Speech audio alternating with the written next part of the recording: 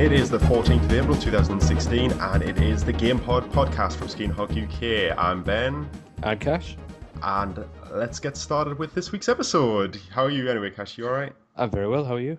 Yeah, I'm alright. I think I know what we've both been doing this week. It's not even a case of what have we been playing this week. I think it's a case of what have you been doing this week. Must be taking up absolutely all of our free time, yeah. Yeah, pretty much, yeah. And that would be, of course, Dark Souls 3. Yep. Now, both big fans of Dark Souls. I think you're probably a bigger fan than I am. I think maybe. Well, I mean that's not to say that you're any less of a fan or you like it any less. I think we both pretty much like it damn good. Well, I think I'm more to say you're probably much better at the game than I am. Okay, yeah, I'll accept that. I never feel like I'm very good at the Souls games, and the only Souls game I've ever finished is Bloodborne, which technically is, I mean, it is a Souls game, but it's technically not got it in the title. Yeah. Yeah, I got about halfway through Dark Souls, and then I just like give up. I was like 24 hours into the game, and I realized I was like at the very halfway mark of the game, and I was just like, oh God, it's already so hard. It's only going to get harder. Fuck this. I think I can imagine where you were as well. You just thought, fuck It this. was Ornstein and Smough. Yeah, when you said halfway and you just kind of thought, fuck it, it's got to be them too. It just felt so like I just hit a patch where I fell into the painted world of such and such. I can't. Ariamis, yeah. Yeah, and I found that whole area was just like so fucking awful. That place is a fucking nightmare. If you don't mean to go in there as well, like if you had no idea it existed, you just thought, oh, I wonder what this picture does, and you just fall in, yeah, you're fucked. And you can't get out. Like, You have to run out, basically. You can yeah, I mean, you don't know this at the time. You just think, shit, I'm stuck here. How the hell do I get out? and like Priscilla the half breed or whatever she's called at the end. Yep. Like you can just run away from her, but I would have liked to fight her, but I was just so sick of the place by the time I got up to her. No, fuck that. So yeah, like I never played Demon Souls.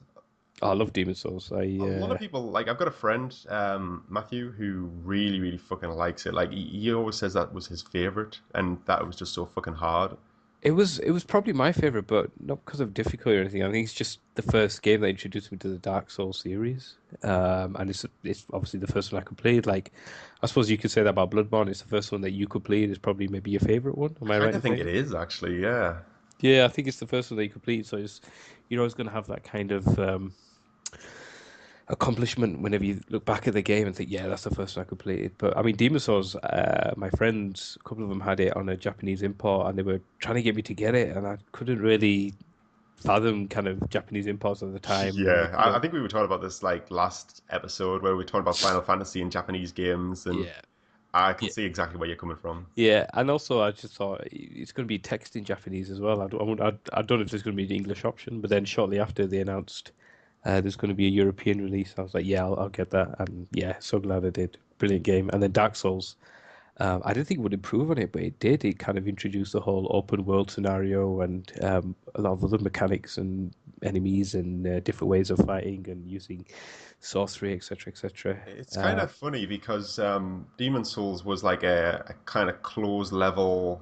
You have a hub world where you port to various It zones. was essentially a dungeon crawler. You could compare it to like Gauntlet or even Diablo. Like you just get into a dungeon, go in, and then come out again. Like there was no kind of interconnecting abilities. It was very linear, very, very linear. There was kind of a clear path you had to go on.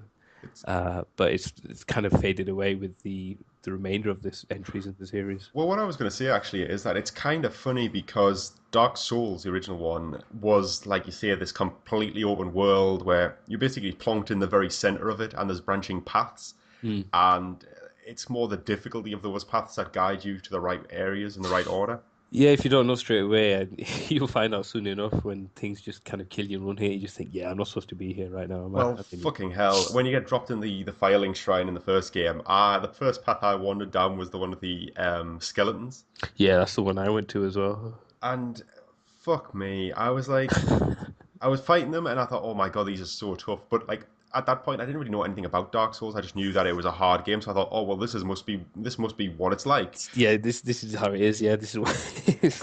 And like I remember like they're killing me and then me going back and they're killing me again and again and again, and then I remember managing to kill one of them and I was like, yes, right, one down, he's the second one. And then while I was fighting the second one, the other one respawned and I was like, oh fuck off, this is, I know this is meant to be hard, but this is This is bullshit. taking the piss. Yeah, um it I could be also very. It could be very quite disheartening, I guess, if you just have no idea where you're going and you complete newbie to the Well, series. it's It funny can. because that's kind of when you get to the main game area. I'd actually had a similar experience in the tutorial area, the Undead Asylum, where you know you kind of start the game up and you fight the Asylum demon. Hmm. And I remember having the kind of smashed sword and thinking, right, okay, first boss, here we go. This will be hard, but I'm sure I can do it. And I remember hitting him for like 2 damage with my broken sword and seeing his health bar not move, and I was like, is this just the like difficulty I've been told about? Because this seems bullshit. And like I just couldn't beat him. I was like, there's no way I can beat him with So, such so low you were damage. just kind of essentially going in with an arm behind your back and just. Yeah, and then like, I was like, I had to actually look up a guide to like find like, am I just missing a trick? And apparently, yeah, I was. Yeah, You just run past him. you're supposed to run away and then come back and beat the shit out of him. Yeah. Um, I really like the intro to Dark Souls 1, actually. It's probably my favorite one because it just throws a boss at you. It's like one of the first thing it does. well, kind of. Dark Souls 3 does pretty much the same thing. I don't like. Are we staying away from spoilers? Uh, I don't know. Probably for my benefit because I think you're way further than me. I think let's talk about at least up to the first bonfire, the Filing Shrine. We'll talk about. Okay, yeah, I think that's safe because I think that's pretty much like, there's not much happens really. Yeah, there's not much in terms of law or anything. I mean, it's kind of a bog standard thing. You start off, there's messages on the ground that tell you how to walk, how to block, how to attack, etc., etc. There's kind of nameless zombies that don't really deal that much damage and kind of go down in a hit or two. Yeah, they're really easy. I was like, feel like this is setting me up for like a fall here because this feels far too easy. Um, did you get to the branching path where there's the crystal Yeah. lizard? That fucking yeah, so like kind of in the first open area, it kind of branches off to like straight ahead and to the left, no, to the right. Yeah, And I remember going like branching off. I was like, oh, that one straight ahead looks like the real way to go. So hmm I'm going to go exploring first. exactly what I thought. Exactly what I thought. I thought I'm not going to miss anything in the tutorial there because I'm probably never going to come back. Exactly. So tooling off down the right hand side, going, oh, what's down here? And I remember hitting you kind of the open area narrows down into a path, and Yep. there's like water in the bottom of this path, and all of a sudden I remember wading through it and going really slow, and I was like, there's going to be something over here, and this is here just purely designed to make sure I can't run away effectively. Yep. And I I was don't know if right. you, don't know if you caught the message as well. There's a message on the floor as you go in, and it just says "turn back" or something. Yeah, I did actually, and I was like, oh, there's definitely I was something. like, "Yep, shit's about to kick off." But I ran in, and like you said, I went through the water, went up to the path, and then I saw the lizard. I thought, "Is this the boss that's meant to kill me?" And then maybe kick off the story. I wasn't too sure.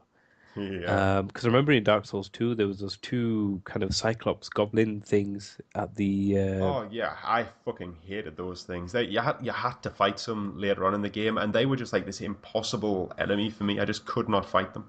I mean, they were. I mean, for lack of a better word, a bullet sponge. They could just take so much damage, and then they would just run up to you, and there was very little you could do that would kind of keep them at bay. Are they the ones that used to do that move where they would grab you and then like Yep. eat you, Yep. and like it just like it would take so much health. Oh Like yeah, there's many bosses that pick you up and eat you in Dark Souls, and yeah, they were one of them, unfortunately. but they weren't even bosses, they were just normal enemies, and they that move was just such bullshit. The But moved this, so fast and had such a yeah, long reach. I I mean, remember just not being able to do shit against it.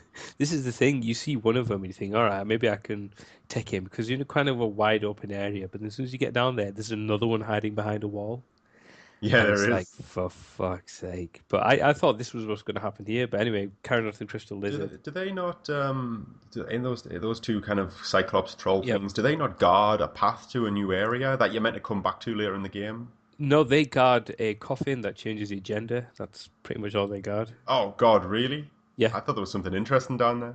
It depends what your definition of Oh well, interesting. to be honest, that is kind of I didn't even know that existed. Yep. There's just the coffin. You just lie in it, come out, and like you're a man to a woman or a woman to a man. That's pretty cool, actually.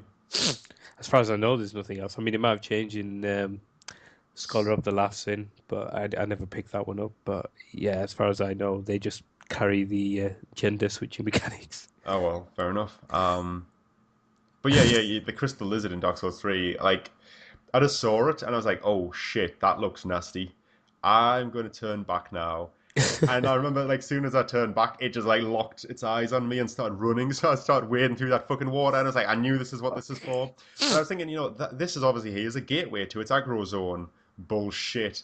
It came charging across the water so fast, Uh, and I had to fight it in the kind of main area where you'd originally killed where you originally fight all the all right, you pulled swallows. it all the way through there. Yeah, but it was like it barely touched me. It's not as bad as it No, I was looks. gonna say I was pretty impressed with myself, but I'm just thinking in hindsight, it probably just wasn't.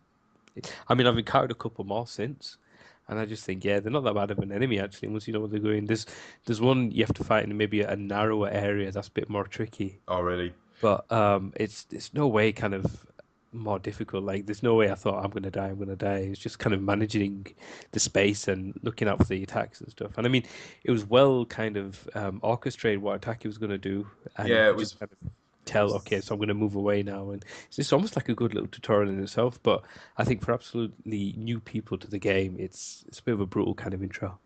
yeah. It's more the shock value of it, I think. Like Yeah, I think so. within like you've been fighting these piss easy hollows, these kind Yeah, of just shambling zombies, and undead. then all of a sudden you got this big crystal lizard. It's like, what the fuck's this all about? Yeah, and he does some like nasty looking attacks, like where he kind of curls up in a ball and rolls at you. That looks like it could cause damage, but it's so easy to avoid. Like when you Yeah, actually get into the fight, it's not as bad as you kind of anticipate. and typically enemies that kind of roll at you and stop, they kind of have a wind up where they just kind of sit down and cool down for a little bit and then start attacking again. But this guy basically just gets back on all fours and starts attacking you straight away. Yeah, and he whips round, and he's got that awful habit of like every attack he does leaves behind ice crystals on the floor that like explode, and like he's kind of got like an aftershock of all of his attacks, and you've got to watch out for that. But Yeah, it's not as bad as it sounds or looks. Like he looks far worse and far more aggressive than he actually he is. actually So, is. Yeah, you get a nice reward from him once you kill him as well. yeah, I And then can't you remember could. what it is, but I remember getting something. It's just a stone they use in crafting, which is it's quite useful. You do need to kind of Yeah. kill the lizards to get those stones. I think they're the only source, bar one or two random drops. So it's definitely worth if you find them in the world, just hunting them down and killing them. I mean, talking about drops, there seems to be a far more looty feel to this. Like, there's a lot more loot that randomly drops from enemies. Um, Like yeah, it before, it was maybe seems in kind of line like, with Dark Souls 2. I mean, I'll have to play a bit more. I mean, yeah, I see what you're saying. I haven't really kind of repeated any areas, but I've definitely picked up quite a few drops. I mean, not just drops off corpses and stuff lying around, just generally off kind of enemies I've encountered. Like, I think you're right. yeah, like it seems that every armor set and weapon set that enemies use can be potentially looted off them. I'm Yep. getting that feeling because in the towards this beginning of the game, you fight those big knights that are pretty fucking nasty with the sword and shield Yep. combo. You can loot all their armor Oh yeah. and weapons, and it's heavy as fuck, but looks good. It looks pretty good. Yeah, I think I got their trousers and helmet, and I think I haven't gone and farmed any of them in any way. I've just kind of encountered the ones as I would normally as I've gone on the mission. Yeah, But same here. if I was to sit down and start farming, I'm sure, yeah, in a very short time I'd have everything. Um, so yeah, I mean the drop rate seems good. Can I just say the visuals are actually really fucking fantastic, They are especially really when good. you kind of turn into like the Ember form, which is like the new hollow form, I guess. Yeah. It's a you no longer switch between human and hollow anymore. That is in the game, but it's a separate mechanic. Yep, yep. Um, You kind of become a host of embers, I think is the term. yes, kindled and unkindled. Yep. So basically, like you get kindled with fire, and you become kind of like a super version of yourself. I say super; it's kind of like the baseline, and then the unkindled's the shit version. Yep. Um, I'm not sure if there's any real difference between the two forms, other than you can't summon people if you're unkindled. You have less health if you don't in if you're not in like your super form, if you want Oh, to call it that. really? Yeah, you have.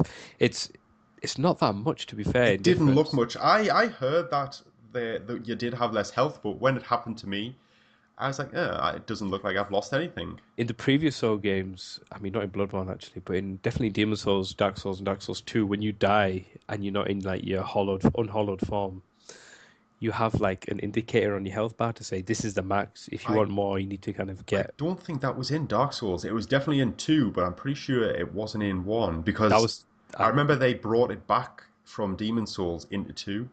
they changed the way it worked to make it more like Demon Souls in 2, but it was definitely in 1, 100%. 100%. Was it something like, did you just not just go down to half health instantly? You went down, I think it was probably more about 70, no, about 80%, Ah, right, okay. or Be- maybe 75. It wasn't all that much. Whereas in In Dark Dark Souls Souls 2, 2, the more you died, the further down it would go. and I think you could cap out at about 50% reduction. Yeah, it was something like Yeah, that's bullshit. Yeah, you're struggling with the game, so let's make it harder. that. But that's the philosophy, I think, in Dark Souls Oh 3, and I God. think that they've changed it so much. Like as you say, the I think the health penalty. I'll have to sit down and compare it. Just doesn't seem as unforgiving. It seems quite, it's negligible. Yeah, as I say, Um, the only thing it seems to have noticeably taken away from me, and it may be me not paying attention, is that I can no longer summon help in. I have to offer my help and succeed, yeah, or take an ember, which has replaced humanity. you can either, yeah, exactly. If you offer help, you become kind of embered again, which is the mechanic that was in Demon Souls. If you Yeah, were, so if you offered your help to somebody and succeeded in getting them through a section or a boss, you'd be rewarded with your humanity again. yeah, But in this, you're reward embers like kindled and unkindled is just hollow and human. yeah, exactly. It's just a different way of saying the same thing. From a law perspective, I imagine they're very different. But Yeah, I mean, I'll have to get into it a bit more and then maybe look at some lore videos. But I think the reason why it's not said hollowing explicitly probably means something. I'm sure it is because I never got through Scholar of the First Sin, which is the kind of expanded version of two, Mm. but it changes the story drastically with regards to hollowing and breaking the cycle of fire and light. Sorry, fire, light and Like the dark. bonfire and stuff, yeah. Um, I'm pretty sure it's got something to do with um, getting the crowns of all the kings and forging them into a new crown that breaks the Yeah. curse of undead or something like that. Well, I don't know the I huge remember getting all the details. crowns in the original, and it basically means you don't turn hollow. So it does kind of cure the undead curse, which Yes. is what kind of King Vendrick, one of the main characters in Dark Souls 2, was trying to get. Yes, it was him He, and his brother desperately searching how to yeah, do that, he wasn't it? he didn't succeed, but yeah, that's kind of what Dark Souls 2 was all about. It's all about kind of breaking the curse. Mm. Um, so yeah, I must admit, like I maybe like three, maybe 4 hours in. I've only killed two bosses. I'm up to the third boss, which we were talking about. We were messaging each other about earlier. Yeah, Um, that's good. yeah, I'm enjoying it. Like I said, I think the visuals are really good. I like the It's a gorgeous game. Like it seriously is. Like performance wise, it ain't the best. It's no they've, better or they've worse than Bloodborne though. they've never been any good from software titles. Even on the PC version, we got 60 frames per second. There's all this Well, have you not heard of hoo-ha. all the massive problems the PC version's Well, having? that's yeah. I was just gonna say they've got kind of game crashing bugs when you get to the one of the bonfires, It and seems to be if you're using an NVIDIA 7 series card, 700 series card, um, that seems to be the major stopping point at this point. Uh, Apparently, there's like weird workarounds. Like if you walk around the water, like the pool of water or something, it yeah. doesn't I mean, crash. that's just people. I don't know. I don't know If how you much of that's true or how much is just people thinking, "Oh yeah, work for me, so it's got to work for you." And Well, some. apparently there's a lot of confirmed reports of if you play as a knight, it doesn't crash. Just weird shit like that. But it seems to be if you're using an NVIDIA 700 series card that you're going to have problems.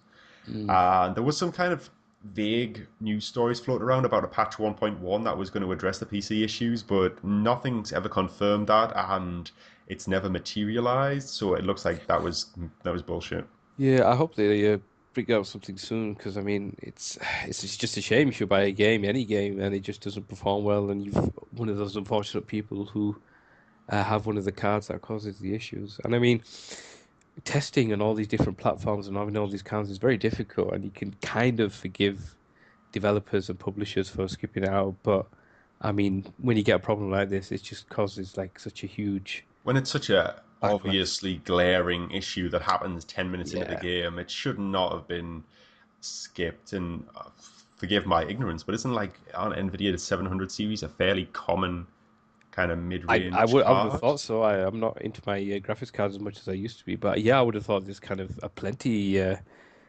people out there, especially if you put it in like kind of your minimum recommended specification. You would have think, they would have tested at least most platforms in some capacity. Well, you would have thought so, but as you say, like the console versions aren't they don't perform particularly great, but the art style and the more artistic merits of it do shine through. It is a gorgeous game. It's a great game. I'm probably a bit more ahead of you. I'm about 10 hours in. Look at Uh, you. Well, so, you got yours early, didn't you? yeah, I got mine on the Saturday and it came on the Tuesday. So I was really happy, but the demands of being a husband and a father means that I can't kind of play as much as I probably would have. I mean, if I was back to my single life, I'm probably talking like I've already completed it, but no, I'm nowhere near that just yet. Oh God, I was like when you text me on the Saturday saying, "Guess what's here?" I was like, "Oh, son of a bitch!" Like, not only have you got it, I was away that weekend. So I was like, "Oh my God, what if mine's at the house and I can't Just play waiting it?" for me and I And can't play it yet. and then I got back on the Sunday and I was like, "Oh God, could it be there? I don't think it will be, but maybe." And Did you get like a dispatch message over the weekend? yeah, on the Friday. Yeah, I got mine on the Friday, so I thought I'll be here Monday, and he came on the Saturday. I was like, "Fuck, that's amazing." Oh, well, I had the opposite experience. I got mine dispatched on a Friday and wasn't there waiting for me when I got home on Sunday. Oh, well, that's disappointing. Never mind. I didn't really expect it to be, so that's not too bad. But I'll probably get it a day early on Monday, so off I'll go to work on Monday, fully expecting that I'm Yep. going to be playing it on the night. Get home, nothing there. Uh, Bullshit. the post Um, office in Newcastle, they're very strict on their release dates. Apparently so.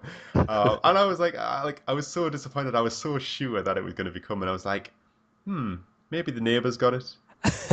Um, maybe he knew what it was. Maybe he's kept it because he wants to play it himself. Son of a bitch. And like, these were legitimate thoughts that went through my head after not seeing it on the mat when I got in. I was like, ah, damn it. I was so disappointed. I was like, I was so like legitimately disappointed. It was really, really bad. It felt like Christmas had been spoiled. Oh gosh. But like the stupid thing was, the reason I was so disappointed is because I was going to be out all Tuesday night, so it was a case of I either get it Monday and play it on Monday and whoopee whoopee for me, it's great, or I Hmm. have to wait till Wednesday before I can really get stuck into it. And That is brutal. yeah, so I didn't get in till about 10:30 on the Tuesday night, and it was there, and I was like, yes, it's here. So I ended up stopping up really late playing it. Um, and I think that's why I'm still kind of half asleep. I've not really recovered, um, because the following night I also played on it quite late. Um, but yeah, like I considering I kind of started playing it really late and I was half tired, I was like half asleep. I felt like I did really well opening the game. I got past the second boss without dying. All right, really? I did really well, like for somebody who was notoriously bad at Dark Souls games. That's really good. I think I died just before the second boss. There's an enemy that's just very big and he's just walking around and I Blue got trapped Knight. in yeah, and Yeah, fuck that guy. I got trapped in a corner and he did his spinning attack and I was just yeah, there's no way else getting out of it. But aside from that, yeah, I went all the way to I think where you are now, without dying. Yeah, things changed when I got there. Yeah, for the worse. Oh It's God, so bad. always for the worst. I think the other thing I wanted to notice about is, I wanted to say rather, that I've noticed Dark Souls 3 is probably taking more advantage of the console and the power and just adding a fuckload of enemies. Like there just seem to be so many more enemies. It feels like they've learned so. It feels like it borrows aspects of what some nice aspects of Bloodborne and Yeah, rolls bakes them back into Dark Souls I because think because Bloodborne have that like when you, especially in Yharnam when you first start out and you've got kind of the patrols in the street and there'd be maybe half a dozen, maybe 10. well, And I felt like that area we're being incredibly vague about felt like a kind of rustic fantasy version of Yharnam.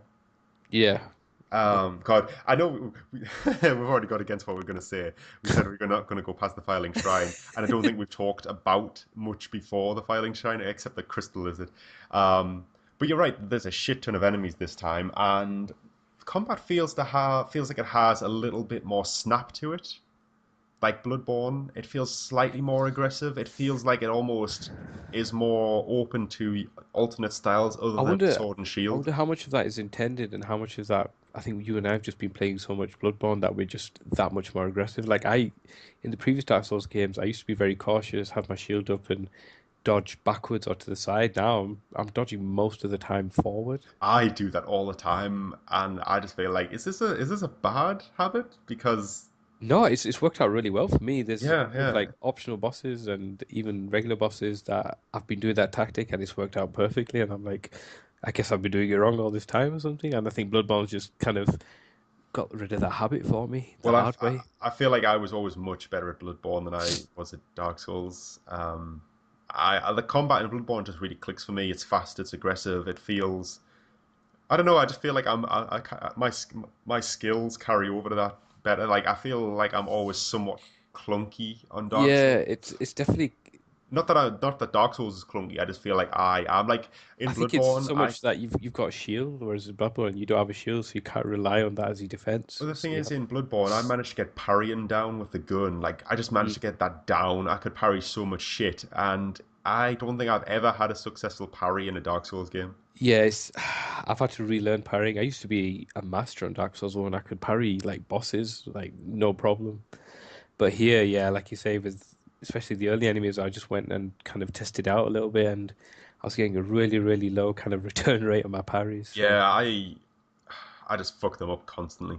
It's not good.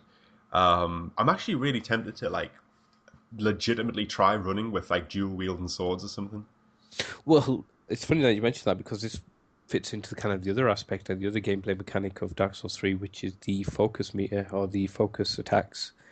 And this kind of takes or borrows from Bloodborne in that you can have a different set of attacks and a different style of attacks for different weapons. So, like you mentioned, you've got the dual wielding weapons. If you were to use a focus attack, I think for the first dual weapons I got, I could kind of do a dodge jump, like very sim. How do you do these focus attacks? Because the focus is a new kind of Yeah, resource that's been baked into this game, and it's essentially instead of like spells in previous Dark yep, Souls games, magics have always been like you buy 20 of this fireballs or item, and then whatever. you got 20 of them. Yeah, And exactly. whereas now you buy that spell and you can use it as much as you've got this focus bar, and it's a It's blue bar that sits under your health. it's pretty much a mana bar. Yeah, It's yeah, kind of that's what it it's kind of is. a way of saying it. I mean, it definitely manages all your sorcery and pyromancy and miracle usages. So every time you use those spells, it takes away a bit of your focus. But if you're using melee weapons or even kind of bow weapons, or I guess any weapon, you can use. Non-magic weapon. Yep, if you're using it two-handed, you can then use. I think it's the L2 button or the left trigger button, and that will put you into a state of focus. And then if you were to do one of the attacks, it varies from kind of weapon to weapon. Uh, Ah, right, it then okay. I've been trying to figure it out then how to do does. these. Yep. From weapon to weapon, it kind of varies. So I think the ones that you've got, the dual wield weapons, if you equip them, dual wield them, and press the L2 button, you kind of do a dodge jump or a dodge bounce like you did in Bloodborne. And like I've got a big claymore, so when I do it, he kind of stamps his foot on the ground. And then if I press R2 as like a hard attack, he'll do like a really hard kind of thrust upwards, like launching the enemy into the air. Oh, that's cool. So it seems like every weapon has got its own kind of I guess special attack. Yeah, I've heard that. They're weapon arts, they're called. Yeah, weapon arts. I like you're saying you can use bows and like you can use them to fire huge flurries of arrows off very quickly and things like that. So it kind of adds a bit more variety to the weapons because I don't know if I'd feel this way, but I kind of miss the transforming weapons from Bloodborne. I think this is it. I think people really impressed with like the trick weapons in Bloodborne and the way you could kind of switch between them and change stances, etc. And this is them trying to bring this into Dark Souls, and I think for the large part, from what I've seen, it works. I haven't done much PvP, so I don't know how much people use it kind of against each other and against the environment. But definitely, I've kind of found myself in a sticky situation switch to like another weapon that I know has got like a spinning attack maybe, and just kind of run through enemies and kind of guard through them. So it has worked, and I'm interested to see kind of some of the other weapons that they'll bring out and some of the other kind of mechanics and even bows, because I know one of the bows I've got.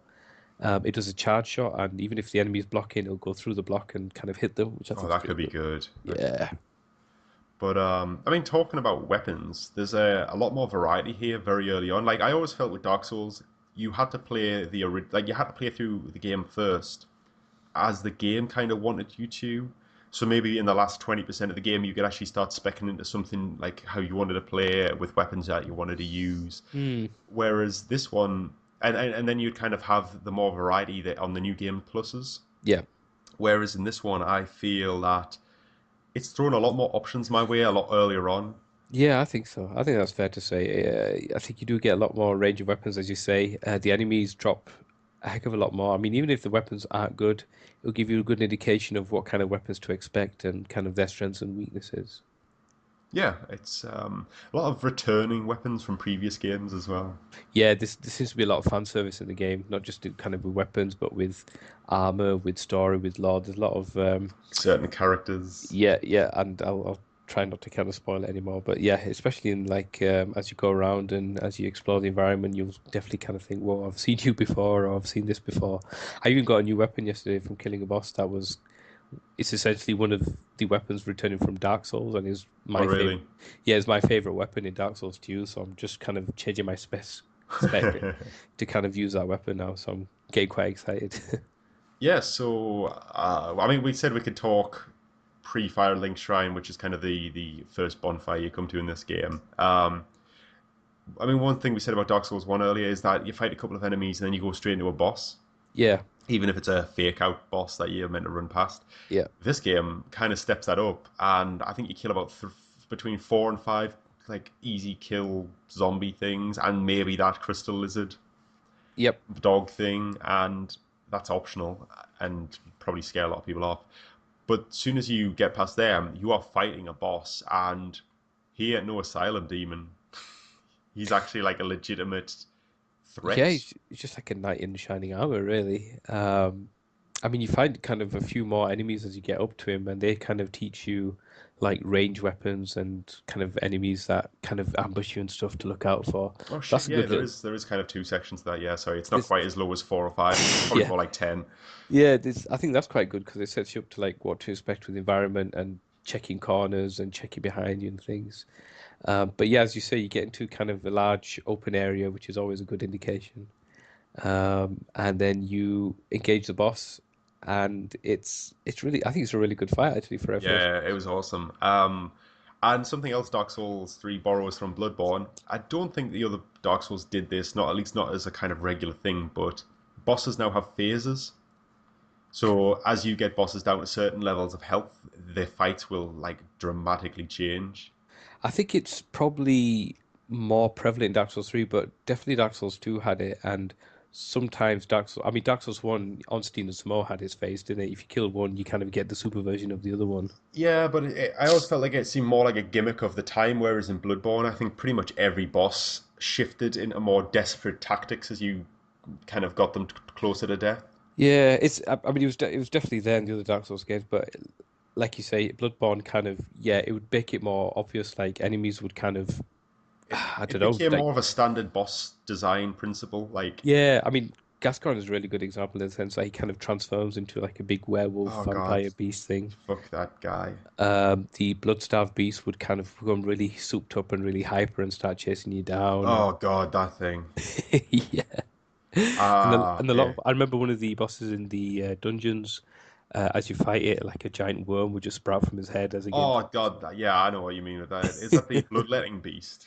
I love how Bloodborne is just as you reminisce, you're just like, oh fuck I off, love the game okay. so much, but like, I've really got to psych myself up to play it. Yeah, it probably took a few years out of my life at sometimes, So honestly. It's stressful. so stressful. But yeah, Um, I fully accept your point though, like especially that first boss, he definitely had kind of a visible change of phase and a change of tactics. You get him holy down, shit, did he have a change? you get him down, and as you get him down, you're thinking, this guy is fucking easy, man. Like he's Yeah. really kind of Well, when I went in the arena, there was so many blood stains everywhere, and I was like, God damn, like people just being fucking pussies. Yeah. And then second phase kicked in, and I was like, holy shit, I don't know if I'm gonna get through this. Um, Again, it's a lot scarier than it looks, but I mean, it looks really good actually, and kind of it does kind of shock you a little bit. You think, oh fuck, shit's about to kick off now. yeah, like it just completely took me by surprise, and it's he's not the only one who does shit like that. Nope. Except the other characters aren't considered bosses, yet they seem to have just as much health as he does. Yeah, I mean, some of them, I think you only needed to engage once. I know, I think I know which one you're talking about on a roof by any chance. Yeah, fuck that thing. Yeah, he came up and I was like, what the hell's going on? And then I realized what was happening, and then I think I had to run away because there's no way I was going to take him. But as I came back later on, I think I just ran past him or I beat him before he transformed. Yeah, I've started doing that. Basically, I know which one it is that Yeah, transforms. I charge the fucker, and if you get to him before he transforms, he you can just hack him down falls in a outside. single blow. Yeah, yeah. Um, I think like my latest runs, as I was getting towards the boss, I just ran past. Well, I didn't even run past him. I just walked on the edge of the roof, and they seemed to kind of leave me alone, so that was okay. that's good because fucking hell, that thing. I don't like Yeah, that thing at all. yeah. I I mean, just out of there's gonna be more. interest, you're 10 hours in. Yeah. Without spoiling too much, just get a quick indication to me. Do you ever find out what the fuck those things are? I haven't found out just yet. All right, okay. I presume they're significant, but I have no idea in I what think way or so. I shape. think there's gonna be something. I mean, there's stuff in the law that is kind of I'm getting hinted at the moment, and I'm thinking, okay, I'm gonna guess it's gonna be them, but there's nothing too explicit. I Like I'd mean, have to. one of the things I've heard leveled at the Dark Souls 3 is it's a bit jarring in that it seems very, very much more specific than the last couple of games. Yeah, it seems to kind of pile on the law, and I think a big part of it is because it's kind of the end of an era, it's the end of a chapter. Miyazaki-san has said, this is going to be the last Dark Souls game as you know it in that sense. I mean, he hasn't kind of said he's not going to do any more, but he's just said this is kind of the chapter of this particular, I guess, universe or this series, if you want to call it that. So I think there's going to be a lot of kind of fan Well, service and a lot of kind of closing of threads and closing of kind of ideas and theories and philosophies. which But I could get behind at this point. It's expansive enough and vague enough that I'd kind of like some definitive closure on it. yeah, yeah, I wonder kind of how far they're going to take it. And I can understand if it's going to be jarring for lifelong fans if you kind of getting if you're not used to getting that and all of a sudden you're kind of getting a much stronger narrative. I mean, as I say, I'm about four hours in or something, and thus far I've not had any more lore spewed at me directly in the game than other games give me. I've maybe talked to more people, but they're as cryptic and vague as they ever have been, or at Yeah, least self-contained, or at least seemingly self-contained as they ever have been. Um, I've only got the vaguest notion of what I'm really trying to accomplish. Like if you watch the kind of the opening cinematic, it basically kind of says that the Lords of Cinder have fucked off from their thrones, and you need go to get go them bring back. them Yeah. back. I don't know what It's that does. essentially Dark Souls 3 High School Reunion. Yeah, but I've got no idea what I'm meant to be accomplishing by that. But it doesn't seem like you're the only character who is doing it as well, because there's that guy in the Filing Shrine, which is as I mentioned before, is the central hub that you come to early in the game. He basically says, "It's fucking ridiculous that they're asking mere people like me and you to do this." Yeah, I know which guy you're talking about. He's the And guy. like he just says, like, the Lords of Sin are these legendary figures, and we're just Bob from down the pub. Like, how are we meant to do it? And yeah, I can kind of sympathize with that point of view, actually. Um, but yeah, we've talked about Dark Souls for a long time, but it's good. Um, I'm really enjoying it. Yeah, I'm enjoying it. I'm can't wait to kind of see what else has got in store. The environments look really good. They seem to be kind of very varied as well. Seem to be very typical of kind of previous Dark Souls games. I haven't seen anything that I'm like, wow, I haven't seen this in like a Dark Souls game. Yeah, Kind it's of, it's very iterative. It's like it's another Dark Souls through and through. There's not If you yeah, didn't like previous Dark Souls or they didn't click for you, then you're probably not going to have your mind changed. I would imagine Bloodborne was probably the better game to change your mind because of how different it was. yeah. I think if people kind of didn't like Dark Souls but really love Bloodborne, it's probably a step back for them in that respect. But I mean, it does borrow a lot of the good things from Bloodborne, so it's not Yeah, I kind mean, of completely. I'd say if you've played the old Dark Souls, maybe one or two, and didn't really like them, I'd probably say go and give Bloodborne a shot because that's the one that's probably going to if you're gonna like one, that's probably gonna be the one you like. Yeah, But if absolutely. you played Bloodborne and that was your first one, I'd say you probably could give at least Dark Souls 3 a try to enjoy it. Yeah, I don't think there's any necessity to play the other two. I mean, No, it's even so even vague in the I story. mean, the Like, lore is there and it is really strong, and there's kind of a huge following, but in no way, shape, or form do you need to play the previous games to no, kind no. of appreciate this game. You can just dive right in, and I think that's the beauty of it as well. Yeah, yeah, it's good. I'm enjoying it.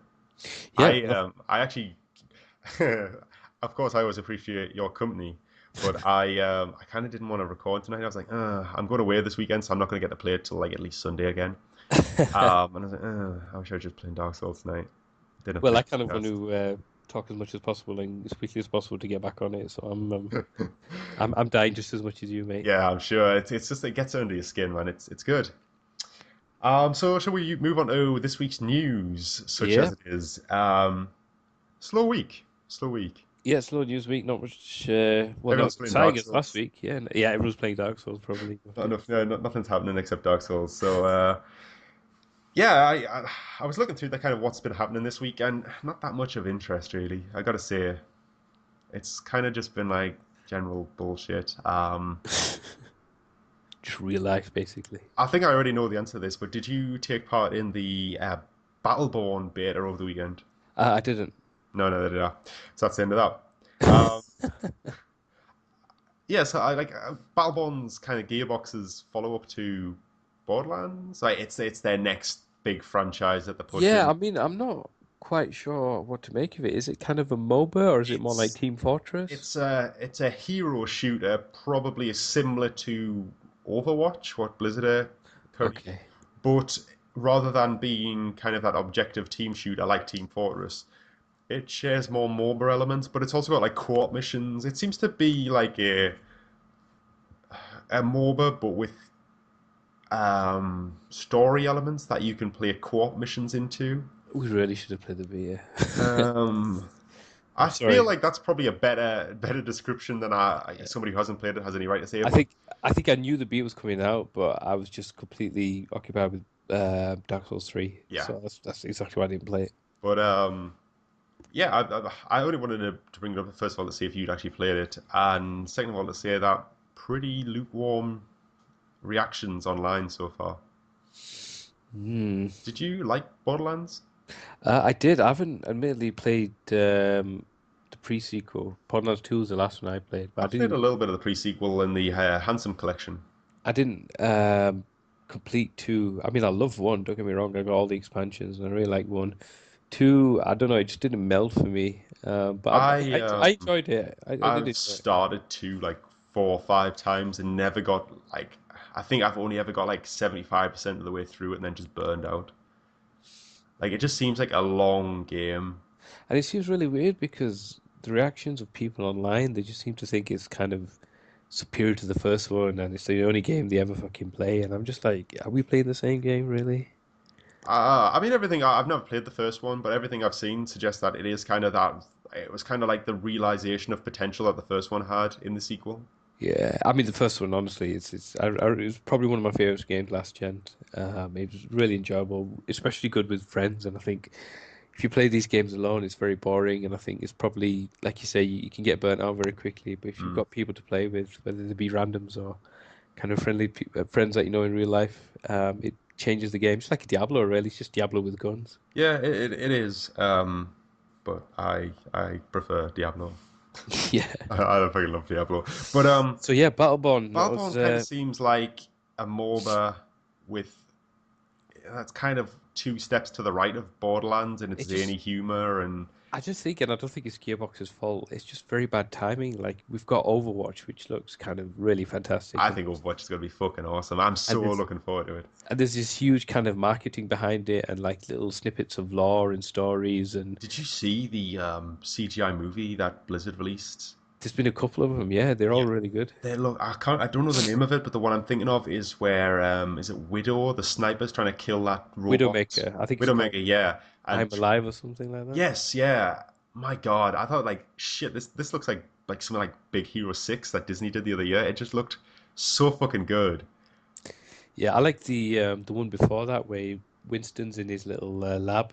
Oh, I haven't seen that one. I've Oh, seen screenshots of it. that's probably my favorite Oh, one. I'll have to watch The that. But Widowmaker one is really good, and I think Blizzard just are very good with the cinematics and the oh story and the shit, lore. yeah. I love Blizzard cinematics. Like I still go back and occasionally watch like Warcraft 3 cinematics because what are they like 15-year old at this point? Yeah, but they just It looks like so good. the feeling you get when you watch them, and like my favorite cinematic is the Wrath of the Lich King. Oh God, Oh, it's amazing. so good, so good. I like the one from Frozen Throne, the very end where Arthur ascends to the throne as well. I think that's really fucking good. Yeah, that's good. I like the yeah, I like even the in-game one where he's kind of fighting Illidan. That's pretty good as well. Oh God, yeah. I remember reading that that was meant to be a full CGI. Like it was meant to be the beginning of the one where Arthur ascends the throne, but they run out of time, so they're like, yeah, just do it in engine. Yeah, it still works out. It still works out really well. It would have been Yeah, good though if they kind of fully oh, realized it, but it would hey have been ho, so fucking good. hey ho. So yeah, as we were saying, Yeah, Battleborn. No. sorry, Battleborn. Yeah, like I don't know, man. I don't think Gearbox make great games. I feel like Borderlands was a stronger Well, okay, property. let's put Borderlands to one side. Well, no, no. I think Borderlands is a stronger. It's a good property, but I actually think the moment-to-moment gameplay is kind of mediocre. But I mean, going back to the point that you said about Gearbox, right? What else is it? Duke Nukem, okay, you could forgive them because they didn't really have much. They just finished the game basically. And then they had kind of Aliens, Colonial Marines, which kind of was in development hell as well. It's not kind of a very good kind of portfolio to have along with Borderlands at the moment. Yeah, and I feel like they've rested their laurels on Borderlands. Like I've played through Borderlands Tales from the Borderlands, the Telltale game, and that was really good. But it still feels like it leans too much on old games. And I don't know, it feels like Borderlands is almost stuck in a rut, and that rut is Handsome Jack. It feels like it's really, really hesitant to get away from him. And at this point, I really wish they would. Um, I don't know, maybe I'm just sick of Borderlands. I've played it so much over like the last 5 years that maybe I'm just burned out. But I don't think the Borderlands moment-to-moment gameplay is all that good. It feels very kind of basic. Um, I don't know. I just think the humor carries Borderlands along and the kind of art style and everything. Well, as you say, like the rest of their games are kind of well, they're kind of shit. It's a Um, nice way of putting it. I think I will probably get Battleborn and check it out. I'll definitely kind of look into more kind of gameplay and trailers and stuff because I like the idea of it. I It's a do shame like that the kind of idea. I just feel like I should wait another month and get Overwatch and get the same idea and get the same concept. I don't think it's not exactly the same concept, but it is still that hero shooter. yeah. Um, I don't know, man. I just thought I'd bring it up because that happened at the weekend, and I'm desperate for news. Yep. What else has been happening in the world out there? Well, we mentioned Overwatch. Now, we might not be able to play Overwatch if things like this keep happening when it releases. Battle.net suffered a major cyber attack, went down Oh on dear. the 13th, which was yesterday. 10 guesses who Um, did that. 10 guesses who's responsible. well, how many? What are the big hacktivist groups these days? Uh, um, Lizard Squad and Lizard Squad. Well, you could probably pick one of those and guess right. Yeah, Lizard Squad have claimed that that they were behind this denial of service attack. Did they say what the reason was? Um, Lizard Lizard Squad don't need a reason.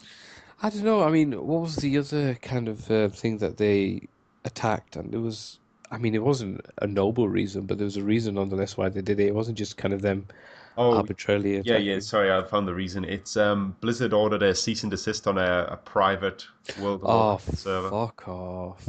Yeah. So because Blizzard are protecting their copyrights, that means everybody else has to fucking Cash, suffer. you're not allowed to protect your copyrights. Everything on the internet should be free. Right, okay, I'm sorry, Ben. Please don't DDoS me now. Yeah, it just sounds. I don't know, man. These guys meant I couldn't play Destiny on the Christmas that I wanted to. Um, Yeah, that's motherfuckers, the I pretty remember much my that. limit of my interaction with these guys. I don't know, man. Yeah, You this, just feel like is this really the best? If you can do all this shit, not that denial of service attacks are that. Not complicated, that we're condoning in any way, shape, or but not like form. if you can do that type of stuff, why bother going after video game companies? There are far more things you could protest about that would make far more of a But difference. it just goes to show kind of what these driving these people. It's just, I guess, mentally they're just children, aren't they? Really, it's just kind of the silliest little thing on the internet that winds them up. So See, just go ahead and attack it. see, this is what nobody will be able to listen to our podcast because we'll be getting DDoSed. Yep, yep. Um, That's it now. we're Site's going fucked. down Yep, completely. we're knackered.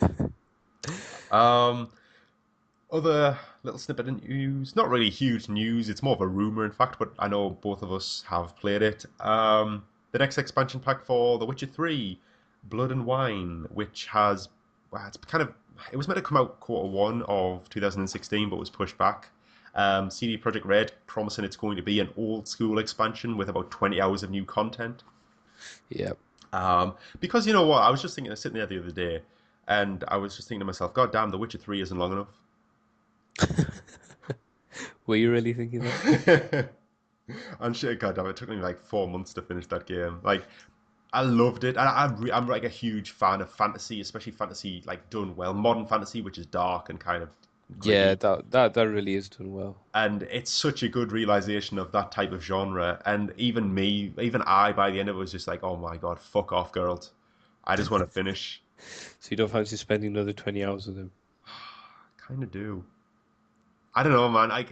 It's been long enough now that I You're forgiving him, you can go back. forgiven girl, yeah, I could quite happily get back into it. Um, but the release date was potentially leaked by a Polish, I believe it was a Polish online retailer. I could be wrong there, but basically it was leaked online that the rumored release date for the Blood and Wine is the 7th of June, which is still a few months off. Yeah, it's so well. It's essentially quarter 2 of this year. Yeah, and end of quarter 2. Yep. So Well, it's midway through quarter 2. yeah, it's. I mean, it'd be good. I mean, if it's anything like the Witcher 3, I didn't play the expansion Hearth of Stone, But but I heard that was good. I heard that was really good. yeah, I mean, if it's anything like the original, even anything like that, I guess it'd be great. And I mean, it seems to be kind of piling on the content. If there's going to be 20 hours, there's going to be a ton of stuff to do. There's a whole new area. Well, Heart of Stone was basically just like a very expansive quest line. It was still set in the main areas of the game. Blood and Wine actually takes place in a completely new area. Now, I haven't prepared to go into this much detail, and I'm not that up on my Witcher lore outside of what happens in the games, but it's set in this new kingdom that's untouched by war, and it's all about like indulgence and rich nobles having masquerade balls every night and stuff like that. Yeah, I think I was reading one of the CD Projekt Red kind of things about the expansion and what it was about, and it pretty much said what you just said there. It's just kind of an area that hasn't been kind of invaded or attacked, and there's kind of a dark secret behind why that is and everything. I'm guessing, from what I've read online, I'm guessing maybe vampires, and in particular, like a ancient vampire lord of some kind. I think there's one from the books, but Dracula. maybe it is. This is the crossover. I mean, Um, it would kind of answer that question because Blood and Wine is a very strong kind of hint at what that leads to, and also the picture or the box art box, if you want to kind of call it that, that they've released is kind of Geralt sitting on a throne with a cup in his hand, and there's like a kind of a vampire standing behind him and over him. it's like a vampire, like a gargoyle bat thing. It's not like it's like a winged creature with Yep. leathery, tattered wings, and you don't know if Geralt is that wine or is it blood in his cup. Probably wine, knowing Geralt. Um, but yeah, I don't know how much the season pass is at the moment, but if there's a lull over the summer for games, which there most undoubtedly will be, it might be the time to strap on the silver sword again. Get back into it. Yep. I think I might have to as well.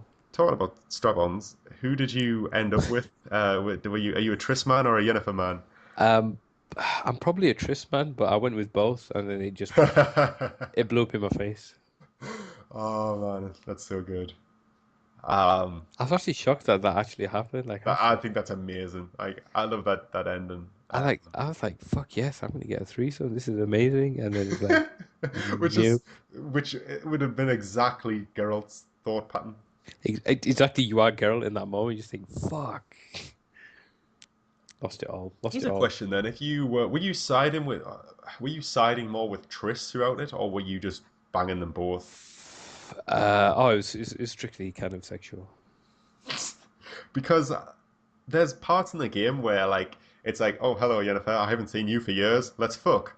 Yep. And I was kind of thinking, like, does this change if I have engaged with Triss? I don't think it does. I think you get the same opportunities, but then there's a certain point where it's like, if you go down this path, you'll bang her. If you don't, then you don't. So, yeah, is the path putting the disc in the console? Because it seems to be like I don't know, like it's weird because Geralt doesn't seem particularly monogamous. No, no, he doesn't. He It's doesn't. really odd because there's the whorehouse on the docks you can go to as well. Oh yeah, I've got my name on the wall there. It's plastered in. It's it's kind of funny because I went there at one point and I was like, there's different movies for every different prostitute. I've got to obviously go through them all Go and through watch every them. single one, yeah, and watch him.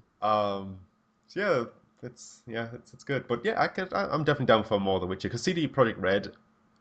On the one hand, it feels like they've really been milking the Witcher for all it's worth. The Witcher 3, in Mm. terms of like, oh, look at what a good game we've made. Look at how good we are as a developer. Aren't we so open? And you know, I don't want to discourage that because they have done a good job, but they seem to be really riding that a lot, that publicity a lot. But at the same time, they're making a really fucking good game. That's probably the most adult fantasy game that we've had in a long, long Yep. time. So I'm quite happy with them Yep. milking it a little bit longer. I think they're gonna milk it, but then I think after this, that's it, isn't it? They're gonna move on to their next big project. Well, they've got that Cyberpunk game. Yep. In fact, what's it called? Is it not Cyberpunk? It's just called Cyberpunk, I think, isn't it? Um, which has been a long time coming, and it's been a year, hasn't it, since The Witcher 3 came out? Yeah, almost a year. I think we can talk about endings and things like that. Yeah. Um, so spoiler alert, if anyone hasn't, you might still be playing through it if you're anything like me. Um, I don't think Geralt will ever be the main character in a game again, but you could maybe have Ciri. Yeah, I think so. Um, I think Geralt. I think they could bring Geralt back, but I think, he like you might be say, a NPC though, like Vesemir. like Vesemir or the other chap. Yeah. Um, I don't know. It'd be interesting. I mean, I suppose it depends what ending you get as well, because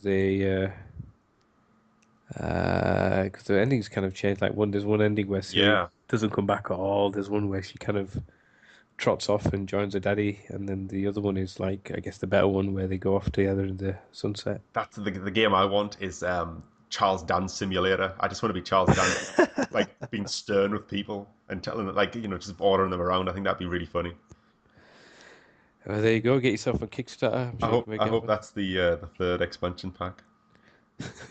Blood and wine, and Charles dance. The Charles Dance experience. Um, Charles Dance is getting a lot of work as stern, like medieval family heads these days. Yeah, yeah. I wonder how long that's going to run out. I wonder kind of if he's completely typecasted now. That's it. That's just what he's going to be doing. I mean, You can't help but feel he got the job on the doing the voice for The Witcher because of Game of Thrones. yeah. It's quite funny because, goddamn, what's the Emperor called? He's got like a long title, hasn't he? Yeah. I can't remember it Oh right now. shit! I yeah, it's a while since I played it, but he's like the nice version of Tywin Lannister. Yeah, he's not much of a dick, is he? He's actually quite He lets you get tolerable. away with a lot. Oh yeah, and by a lot, he means a lot. Like not so much doing things, just trash talking him and being rude. I mean, I just can't imagine Tywin Lannister would put up with that shit. yeah. Um, but yeah, which is good, man. It's got a lot of good moments in it. Yeah. Well, I'm excited to see what they bring out next. Yeah, it'd be interesting. Have you ever read any of the books? I haven't. I've read The Last Wish, which is kind of a collection of short stories Yeah. with a framing device of Geralt kind of going around the city. I think he's recovering after being wounded in a fight, and then like it flashes back to various tales of him going around fighting monsters, and it's really cool because all the stories are kind of like twisted versions of fairy stories.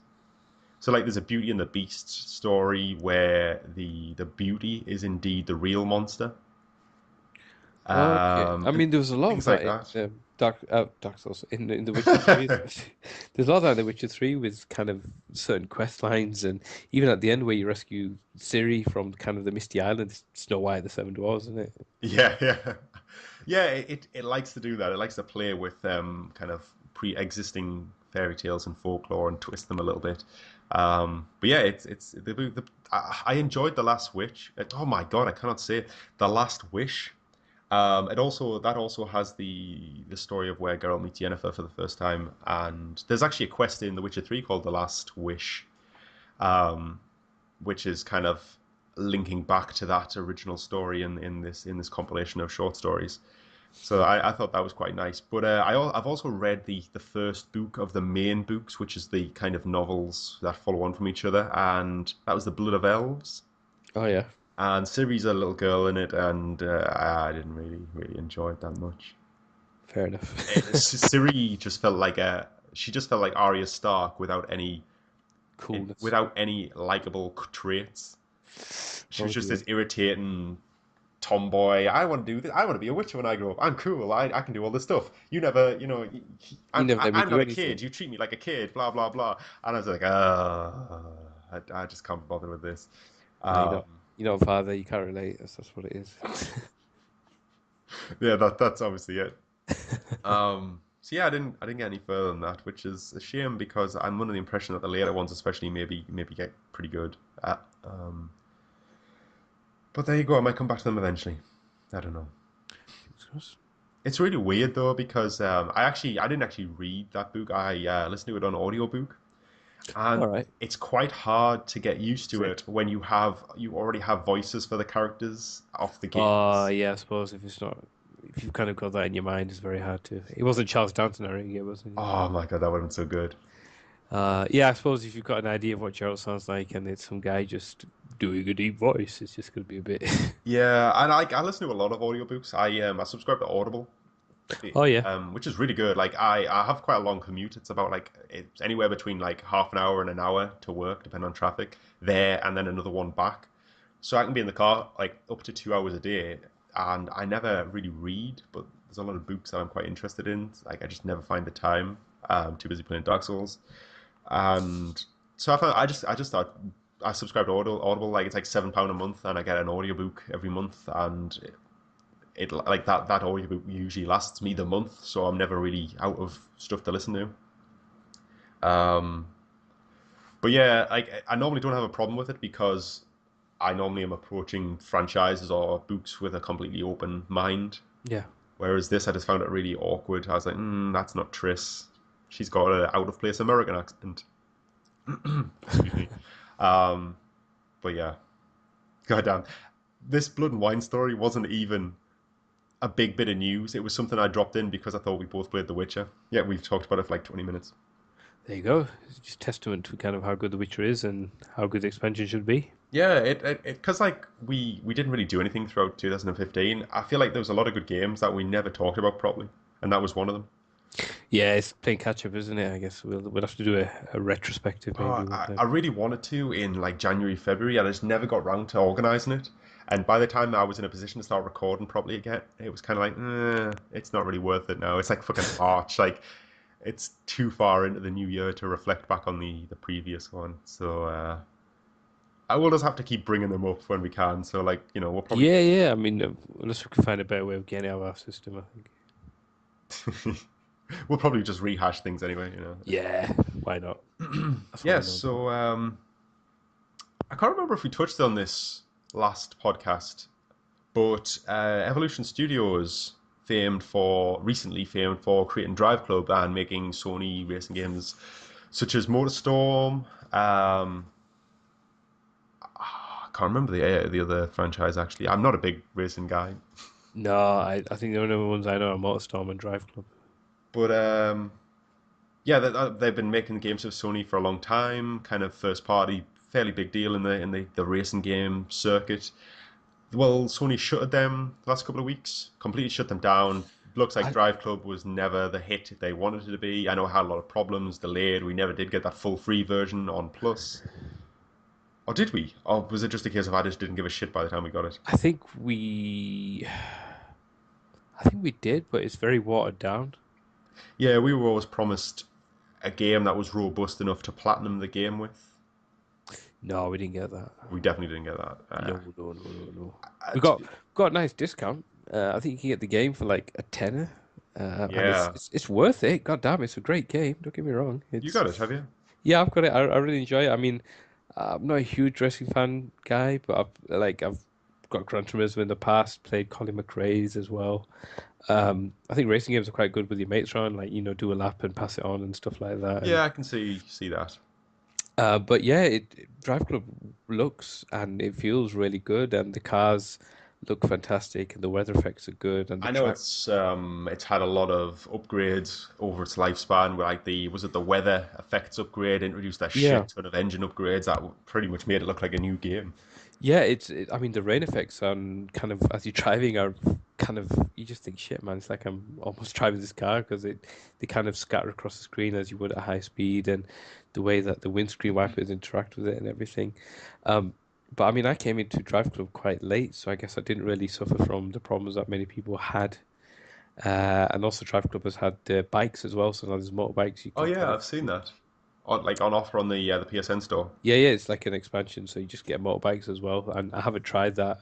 If it gets cheaper, I might just pick you up and see what it's like. But as I say, by no stretch of the imagination is it a bad game. It's enjoyable. It looks really good as well. And I think a lot of people said it'd be great if it would go on PC or even Xbox cross-platform, and it may just happen now. Um, I don't know if Drive Club will because that's owned by Sony. Is it owned by Sony or is it Yeah, it's a first party title. hmm, Um, they pretty much I think they own MotorStorm as well. Drive Club 2? Drive Gang. Yeah, something like that. Um, but yeah, like they were shuttered. The guys who Evolution Studios who made Drive Club, they were shuttered last week. Sony are doing that to a lot of studios, especially UK based studios like these Mm, guys. So it's kind of sad to see, even though I never it's played Drive Club.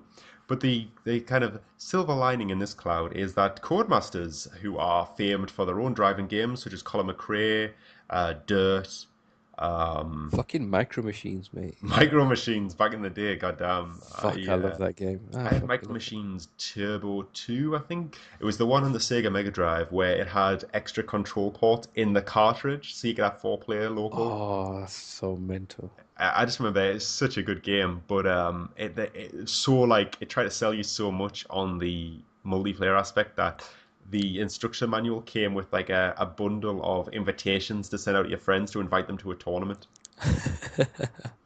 That's amazing. I was like, oh, like to my dad, I was only like 6 or 7 or something, and I was like, oh, can we send some of these out? It'd be really good. And my dad was like, no, don't be fucking stupid. But yeah, Codemasters have apparently hired more or less all of the staff Yeah, from that's Evolution really great Studios. news. It's good to see that there's no one's kind of being made redundant. Nobody has to be forced to make like a spin-off indie studio or some shit like that. They can just get straight back into doing what they've been doing all this time. And it's with Codemasters, it's kind of a racing background, and I think it should be really good for everybody involved. Yeah, it sounds like it could potentially pay off. Basically, Codemasters have kind of said that it's nothing really. It's not so much about the money involved in this. It's more about making them a big studio that is a premier racing game producer. Yeah, Um, and I think they'll hit that. I think Gran Turismo and Forza are going to see some real competition now. that'd be good though. That'd be really cool. And the chances are this will now be a multi-platform team. They'll no longer be tied to Sony. So Xbox guys, PC guys, anyone, whatever you play, you might get some of the racing games that they create available to you in the future. Exactly, and I mean that's the kind of the biggest thing with Gran Turismo and Forza. They're both exclusive in their own right. They're never going to be see their light and day on PC, whereas this studio now could kind of beat them both to the post. Yeah, um, it's good. It's kind of good to see to make sure that the guys haven't lost their jobs. It's cool to see another studio maybe in a position to grow and become more prominent. I just thought this was it's not something that personally interests me a whole lot, but I just thought it was interesting in industry news and it's a nice story. It's a warm, fuzzy story. People have not lost their Yeah, jobs. yeah, it's good to see that kind of Exactly. game development in this country is still going strong, and there's still people out there who kind of care about studios and kind of want to push, I guess, England or even Great Britain into kind of being world class in game development. Yeah, I mean, we talked about the BAFTAs and all the British games in that. Are we going to see a Codemasters one over the next couple? Yeah, watch this space. We'll have to see BAFTAs 2017 what the result will be. So yeah, I thought that was a nice story, and I'll be honest, not a lot else happened that was particularly newsworthy this week. That was kind of the long and short of it. So I'm glad we had a lot of time to talk about Dark Souls. Kind of filled in the time, but yeah, this show is definitely not as long as last week's. Last week's was pretty fucking Yeah, crazy. and unless anything major happens, I don't think next week's is going to be as long as this one, but we'll see. You No, never I know. think the hour at the 1 hour mark, give or take, is probably a good A good way to sign target. off. Yeah, I don't know. I think Uh, it's achievable. I think it's achievable. We tell us what you think if you want us to do longer, if you want us to do shorter. But it was a very late night for me last week. Trying to get everything up before I left for the weekend. So trying to avoid that. But yeah, let us know if you want them longer, and we'll consider it. Maybe. So yeah, I think that's pretty much it. I just kind of want to go and play some more Dark Souls. Yep, so do I. I might summon you and see you on there. Yeah, you might, or I might just go to bed. I'm so tired. Like it's really catching up to me now, burning the candle at both ends. Come on, just an hour. Just an hour. It's oh god, yeah, I've done that. It's a sign of a good game though, doing stuff like that. Like Oh I do yeah. that all the time. Just one more, just one more. I Uh, think it's a rare thing with games these days that you can kind of say just one more hour, one more hour. Or maybe it's just a difference of kind of an age thing now. Maybe I'm just getting too old, but I think when I was maybe 5, 6 years ago in kind of the prime of the last generation, I was, the prime of your life. yeah, spending a lot more time on the PS3 and burning the midnight oil. Yeah, I think my favorite time to play games is about 3 in the morning. Fuck you know. I love that. Like I just love that. Like holy shit, it's so late, but I'm not stopping yet. I just love that like that lack of responsibility and the ability. And when I have periods I where I know can do that, it's so you're an much. adult now. That's it. That's how you get to spend your life. No, it's Nobody so can much. tell you that. God, I didn't believe them when they said school would be the happiest days of my life. Yeah, stay in school, kids. Just keep going to uni forever and ever. Yeah, just keep repeating the year. It'll be fine. It'll work out in the end. And with that revelation, should we bring this to a close? Let's get out of here. Go play Yep. some Dark Souls. I'll see you next week. Okay then, so yeah, we'll be on next week. So this has been the ScreenHog Gamepod podcast. Thanks for listening.